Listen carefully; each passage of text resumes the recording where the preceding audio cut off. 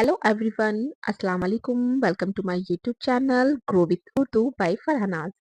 आज मैं आपके लिए लेकर आई हूँ बहुत ही इम्पोर्टेंट वीडियो जो कि आपकी अहम ज़ाया और बदा से है, जिसको हम इंग्लिश में some important figures of speech के नाम से जानते हैं। चूँकि कल 10th क्लास का प्री बोर्ड का एग्ज़ाम भी है उर्दू का, तो काफ़ी स्टूडेंट्स के मुझे मैसेज आ रहे थे कि मैम उर्दू पे कुछ इम्पोर्टेंट बताइएगा, तो उसी को ध्यान में रखते हुए मैंने ये वीडियो बनाई है।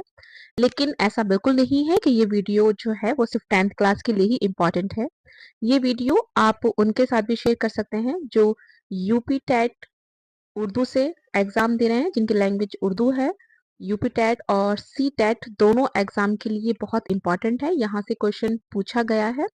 जो मैंने एग्ज़ाम दिया था यूपी टेट का, उसमें इसमें से क्वेश्चन आया था। ये बहुत इम्पोर्टेंट टॉपिक है, हर बार ये यहाँ से क्वेश्चन आपका आता ही है, तो बहुत ध्यान से आप वीडियो को देखिएगा। चलिए आप जल्दी से वक्त ज़ाया ना करते हुए जल्दी से शुरू करते हैं। सनत तज़ाद। सबसे पहले हम सनत तज़ाद पढ़ेंगे। आइए इसकी डेफिनेशन पढ़ते हैं कि सनत तज़ाद होता क्या है। कलाम में ऐसे दो लफ्ज लाए जाएं जो मायने के लिहाज से एक दूसरे की जिद हो। एक मकसूद हो, दूसरा गैर मकसूद हो। यानी कि कलाम में दो ऐसे अल्फाजों का इस्तेमाल किया जाए जो एक दूसरे के बिल्कुल अपोजिट हो। ठीक है, चलिए इसका हम एग्जाम्पल देखते हैं। सुबह करना शाम का लाना है जो ये शेर का, इस मसरे में सुबह और शाम जिद है। यानी कि देखिए, सुबह का उल्टा क्या होता है? शाम होता है। ठीक है, तो जिन अल्फाजों की में दो लफ्ज ऐसे इस्तेमाल किए जाएं, ठीक है, जो एक दूसरे की जिद पर हो, उसे क्या कहते हैं? सनत तजाद कहते हैं। ठीक है, चलिए अब सेकंड पढ़ते हैं हम। सनत मुरातुल नजीर। कलाम में ऐसे अल्फाज लाए जाएं जिनमें जिद के अलावा बाहिम मुनासिबत भी हो, कि उसमें जिद तो हो लेकिन उसके अलावा उसमें क्या हो? मुनासिबत भी हो। ठीक है, बाधा किया, खम किया, सबू किया, जाम किया, पैमाना किया, कर गया नजर मिलाकर कोई दीवाना मुझे। अब देखिए, इसमें क्या है? खुशी भी है, गम भी है, बाधा भी है, जाम भी है, पैमाना भी है। हर चीज के बारे में क्या कर गया? मुनासिबत बताई गई है एक दूसरे से। ठीक है, तो यहाँ पर आपकी क्या हो गई है? सनत मुरातुल नजीर। अब हम पढ़ेंगे सनत हुस्न तालील।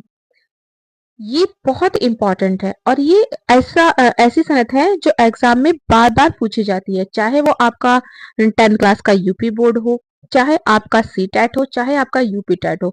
ये आप प्रीवियस के पेपर उठा के देखिएगा, आपको उसमें ये जरूर मिलेगा और ये वेरी इंपॉर्टेंट में इसको लिख लीजिएगा आप। देखिए, अब मैं आपको डिफरेंस बताना चाहूंगी थोड़ा सा कि डिफरेंस क्या होता है। देखिए, अगर 10th क्लास के अकॉर्डिंग आता है, ठीक है, तो 10th क्लास के बच्चों ध्यान से सुनिएगा आप लोग। आपका जो क्वेश्चन बनेगा वो किस तरह से बनेगा? इसमें इस तरह से सवाल बन जाएगा कि मंदरजा झेल में से किसी एक की तारीफ लिखिए और उसकी मिसाल देकर के समझाइएगा। ठीक है, ये तो हो गया 10th क्लास के लिए। अब बात करते हैं यूपी टेट और सी टेट के लिए। ठीक है, इनका क्वेश्चन कैसे बनेगा? जी बिल्कुल, आपका जो है क्वेश्चन नहीं आता, लेकिन आपके लिए क्या आ जाएगा? आपको ये डेफिनेशन दे दी जाएगी। ठीक है, और फिर आपसे पूछ लिया जाएगा कि इसमें कौन सी सनत मौजूद है, या फिर आपको शेर दे दिया जाएगा। डेफिनेशन ना दे तो वो शेर दे देगा। शेर दे के आपसे पूछ लेगा या मिसाल देकर के आपसे पूछ लेगा कि इस मिसाल में कौन सी सनत दी गई है। ठीक है, तो ये जो वीडियो है ये सभी के लिए बहुत इंपॉर्टेंट है, इसको आप ध्यान से देखिएगा। ठीक है, चलिए अब हम डेफिनेशन पढ़ते हैं। डेफिनेशन में क्या कहा गया है, मैं एक मिनट इसको देखिए। हुस्न तालील, जिसमें किसी बात का सबब तो दूसरा हो मगर शायरी की जबान में कुछ और सबब बयान किया जा रहा हो। ठीक है, जैसे कि क्या कहा गया है कि उसमें इंसान की बात का कहने का मतलब तो कुछ और है, लेकिन शायरी की जबान में बयान कुछ और किया जा रहा है। ठीक है, उसे क्या कहा जाएगा? सनत हुस्न तालील। अब इसकी हम मिसाल देखते हैं। आइए देखिए, मिसाल में क्या कहा जा रहा है। ये रही इसकी मिसाल। ठीक है, उसे हमने बहुत ढूंढा न पाया, अगर पाया तो खोज अपना न पाया। अब देखिए इसमें क्या कहा जा रहा है, इसमें ये कहा जा रहा है कि मैंने उसको बहुत ढूंढा लेकिन मैं उसको तलाश नहीं कर पाया हूँ। लेकिन जब मैंने उसको पा लिया तो मैं अपने आप को ही खो बैठा, मैं अपने आप को नहीं पा पाया। ठीक है। अब दूसरा देखिए, इशरत कतरा है दरिया में फना हो जाना। इशरत कतरा है दरिया में फना हो जाना, दर्द का हद से गुजरना है दवा हो जाना। कि दर्द जब हद से गुजर जाता है तो क्या होता है, वो दवा बन जाता है।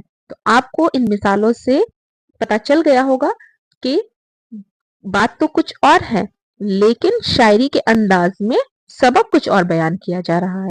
ठीक है। ये बहुत इंपॉर्टेंट है, इसको सभी बहुत अच्छे से याद कर लीजिएगा।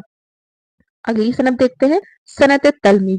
ये भी वेरी इंपॉर्टेंट है, इसको भी आप वेरी इंपॉर्टेंट की लिस्ट में रख लीजिएगा, अपने नोट्स में देख लीजिएगा, आपको यहाँ से जरूर मिलेगा क्वेश्चन। ठीक है।